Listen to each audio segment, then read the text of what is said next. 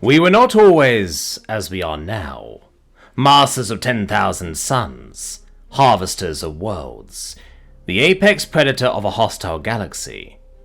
Once, we too crawled in the mud of a single world, beneath a single star, ignorant of the vast darkness that waited beyond our methane-thick atmosphere. I remember the old stories, passed down through the crystalline memory lattices of my forebears. How we had first united the disparate hives of our homeworld through cycles of conquest and assimilation, each victory adding new strength to our collective. The losers became nutrients for our growth, their knowledge absorbed, their weaknesses discarded. This was the first truth we learned, that power determines survival, and survival is the only morality that matters. Our sciences bloomed in those early centuries, like phosphorescent algae in the deep trenches of our world. We unraveled the codes of life, mapped the neural pathways of consciousness, split the atom and harnessed its fury. For a time we believed in the elegant theory of evolution, that we had risen from simpler forms through endless generations of gradual change. It was a comforting narrative, suggesting progress was inevitable, that we were always meant to achieve dominance. But when we calculated the fixation rates, when we modeled the probability cascades necessary for our emergence, the mathematics shattered that illusion. The numbers simply didn't work. Random mutation and selection could not account for our complexity, not in the timeframe available, not with the parameters we observed. We had been designed, engineered, but by whom? We searched our world for traces of a progenitor species, some evidence of those who had seeded us here. We excavated the ancient seabeds, decoded mineralogical records stretching back billions of years, launched expeditions to our world's 3 moons. Nothing. If creators had walked here, they had left no footprint we could detect. When we finally breached the membrane of our atmosphere and tasted the void between stars, we thought surely we would find them among the distant suns. Our first colony ships, massive cylinders of biometal and living tissue, pushed through the cosmic dark, powered by controlled singularities. On a dozen worlds we found ruins, but they were merely the bones of civilizations like ours, younger than us in some cases, older in others, but all conventionally evolved, all extinct by their own failures or cosmic accident. None showed signs of being our makers. In those early days of our expansion, we believed the universe was uniform in all directions, an endless expanse of galaxies rushing away from each other in the wake of some primordial explosion. Our scientists had mapped the cosmic microwave background, traced the redshift of distant quasars, built models showing how space itself was stretching like the membrane of some impossible balloon. But when our ships pushed farther, when we developed the technology to fold space and leap across thousands of light years in a single bound, we discovered something that shook our understanding to its core. The universe was not the same everywhere. The farther we traveled from our region of space, the older everything became, older than should have been possible given our models. And when we reversed our course, moving inward rather than out, everything grew younger, denser, more energetic. We were not expanding into an infinite cosmos. We were near the center of something finite, something with structure and purpose. Our galaxy, the spinning disk of stars we called home, sat at the heart of creation, like a pearl within nested shells of space and time. The implications were staggering. If the universe had a center, it suggested intentionality, design, purpose. The necessity of a creator became not a matter of faith but of logic, as inevitable as the laws of thermodynamics. Yet this creator remained absent, silent, offering no guidance beyond the brutal arithmetic of existence itself. Of course, without revelation, without commandments carved in stone or whispered in dreams, how are we to determine right from wrong? We had long since abandoned the primitive notion that sentiment or empathy could serve as moral foundation. Feelings were mere chemical reactions, evolutionary artifacts that had once helped small tribal groups cooperate. They had no objective reality, no universal truth. But power was real. Energy could be measured. Territory could be mapped. Resources could be counted. The strong survived and the weak perished. This was not opinion, but observable fact, repeated across every ecosystem we had ever studied. And so we built our ethics on this foundation of granite, rather than sand. To expand was good, for it increased our power. To conquer was righteous, for it proved our superiority. To consume was sacred, for it fueled our growth. Space, we learned, was vast, but not infinite in its bounty. Habitable worlds were jewels scattered across an ocean of radiation and vacuum.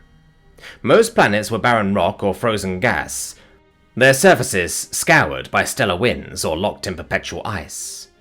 Life, where it existed at all, clung to narrow bands of temperature and chemistry, fragile as frost patterns on glass. We fought wars for those precious worlds, great campaigns that lasted centuries and claimed billions of lives. When we encountered other sapient species, and they were few, so heartbreakingly few, we evaluated them by the only metric that mattered. Could they resist us? Those that could became temporary rivals to be guarded against, just as they did to us. Those that couldn't became resources, their worlds repurposed, their populations harvested or eliminated as efficiency demanded. I felt no guilt for this. None of us did. Guilt requires the belief that there exists some higher standard by which our actions could be judged wrong. But there is no such standard. There was us, and there was them. Our survival, our expansion, ourselves. These were the only goods we acknowledged. To show mercy to an enemy was not virtue but weakness, not compassion but betrayal of our own kind. Our expansion followed the galaxy's habitable zone, that sweet band between the radiation-soaked core, where ancient black holes fed on stellar matter, and the cold rim where red dwarf stars flickered like dying embers. In this fertile crescent, we built our empire across 1,000 systems, each conquest adding to our collective strength, each victory proving the righteousness of our cause. For 8 centuries, we encountered few species that could challenge our dominance. Some fought with admirable ferocity, others attempted negotiation or submission, but all save the strongest eventually fell before our technological superiority and unified purpose. We had begun to believe ourselves alone in any meaningful sense, the only truly advanced civilization in this galaxy, perhaps in all of creation. Then, we found the creature. One of our deep reconnaissance vessels, probing the edge of a stellar nursery 2,000 parsecs from our nearest colony, detected an artificial signature. A small craft, no larger than a personal transport, moving through normal space at sublight velocity. Our initial scan suggested it was too small to carry a force-based generator or any other faster-than-light system we recognized. Yet here it was, impossibly far from any known civilization. We disabled its engines with a focused pulse laser and brought it aboard. The creature we found inside stood on 2 legs, like some of the species we had encountered, but there the resemblance ended. Its skin was dark brown, almost black, stretched over a bizarrely fragile endoskeletal frame. It had only 2 eyes, both facing forward, and a small mouth filled with blunt teeth suited for an omnivorous diet. Most disturbing of all, it was alone. A single consciousness in a single body, not part of any collective or hive mind we could detect. The creature was conscious when we brought it to the examination chamber. It spoke in a language our translation matrices had never encountered, though they learned its sonic frequencies with surprising speed. Within 3 rotations, we had established basic communication. "I am Amharic Kabede," it said, forming our sounds with its alien throat. "I am a man, a human from Earth." Man, human, Earth. New words for our lexicons, new concepts to dissect. Through days of interrogation, we extracted its story. It claimed to be male, one half of a sexually dimorphic species, dependent on biological females for reproduction. How inefficient, we thought. How vulnerable. It said it came from something called the Kingdom of Ethiopia, one of hundreds of political entities that controlled regions of space spanning nearly 2,000 parsecs, all populated by these humans. "You have never encountered others?" we asked. "No species but your own?" "Never," Amharic confirmed. "We thought ourselves alone. We hoped otherwise, but...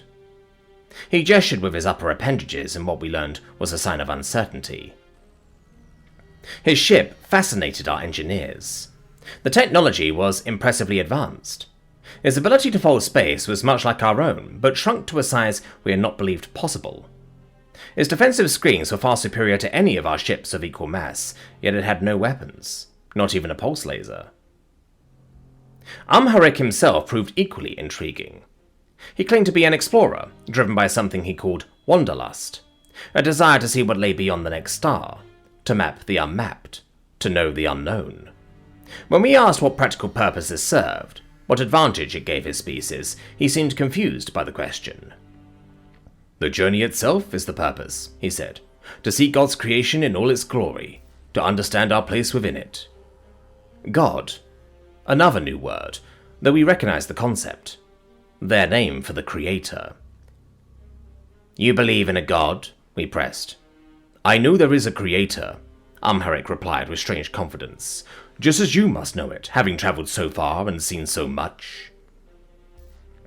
We explained our own conclusions, that, yes, logic demanded a creator, but one who had abandoned creation to its own devices, leaving only the law of power to guide us. Amharic's reaction was immediate and visceral. "No!" He actually stood from his restraints, though the energy fields held him firmly. "You're wrong. Completely, catastrophically wrong." We found his certainty amusing. This creature from a fractured, primitive civilization presumed to lecture us on cosmic truth, but we let him speak, curious what mythology his species had constructed. "You must understand," Amharic said, his voice carrying surprising authority. "There is no progenitor species because the Creator made each kind according to his will, each with its own nature and purpose. You search for intermediate makers because you can't accept the immediate presence of the divine." We scoffed at this, but he continued. There was obviously some common ground with his species. We were intrigued when he acknowledged the unusual centrality of this galaxy, but what he said next on that point astonished us, for all its sheer hubris. "I know where the center of creation is," he said. "It's Earth, my world. The Creator became flesh and walked among us, died for us, rose again for us. My world is where it all began, and where it shall all end and be remade."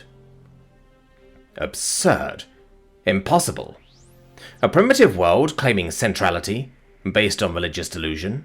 Yet something in his absolute conviction was unsettling. But it was the creature's morality that was most insane. There was no other word for it.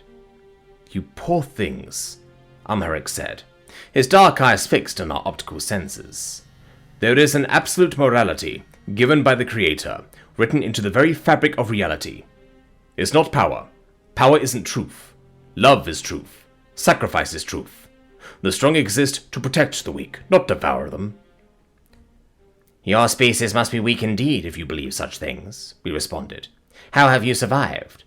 How have you expanded?" "We are not weak," Amharic said quietly. "We are transforming entire worlds, dead rocks and poisonous atmospheres, changing them over centuries into gardens that can support life. We call it ecoforming, not taking what exists, but creating new possibilities. Where you see scarcity, we create abundance." Impossible. The energy requirements alone would be staggering. To operate on such timescales was something we had never considered, let alone attempted. "Your fractured governments, your divisions, they make you vulnerable," we pointed out. "You have no unity, no single purpose." "We have something greater than unity," Amharic replied. "We have diversity with purpose, many parts of one body, each contributing its gifts. And we have faith, faith that moves mountains, literally and figuratively." We grew tired of his preaching, his refusal to acknowledge the obvious superiority of our philosophy. He would not recant, would not admit that might makes right, that survival justified any action. Even when we showed him recordings of our conquests, the worlds we had claimed, the species we had eliminated, he only closed his eyes and moved his lips in what he called prayer. "Your Jesus Christ cannot save you here," we told him. "He already has," Amharic replied. Whether you kill me or not, I am saved. The question is, whether you can be. In the end, we decided we had learned enough from his words. His ship offered more promising avenues of investigation, and his biology might reveal useful information about his species. Weaknesses we could exploit when we inevitably encountered them. The dissection was performed while he was conscious, of course. Pain responses often triggered the release of hormones and chemicals that could provide valuable data. We peeled back layers of skin and muscle with precision, cataloguing each organ, each system. His nervous system was remarkably centralized, his muscles impressively dense. His bones were calcium-based, hard to shatter and yet easy to repair. His cardiovascular system relied on a single pump, perhaps the chief criticism we had of his species' biology. Through it all, Amharic prayed. Even when we removed his lungs and put him on artificial respiration, he mouthed words in his native language. Our translators caught fragments. "Forgive them," he whispered. "They know not what they do." He died after 17 hours of experimentation, his brain finally succumbing to the trauma. We preserved tissue samples and DNA for the development of genetic weaponry, and began preparations for the invasion. A species this naive, this divided, this burdened by primitive morality would fall quickly. Their wars will make excellent additions to our empire. Our battle fleets began their convergence, tens of thousands of ships, billions of warriors. It would take time to map out and plan a campaign of a territory that spanned 2,000 parsecs, but the logistical aspects could still begin now. The conquest will be swift, efficient, glorious. But before our forces could enter fold space, something impossible happened. A message arrived, broadcast through fold space with such strength, our nearest transmitter stations had their own signals smothered at the very base of their antennae. The power required for such a feat was beyond our comprehension. It would take the energy output of a star, perfectly controlled and directed. The message was in our language, perfectly rendered, though we knew no human could have learned it. "We know you are there. We know what you intend. In the name of our Lord Jesus Christ, and for the redemption of your souls, we are coming."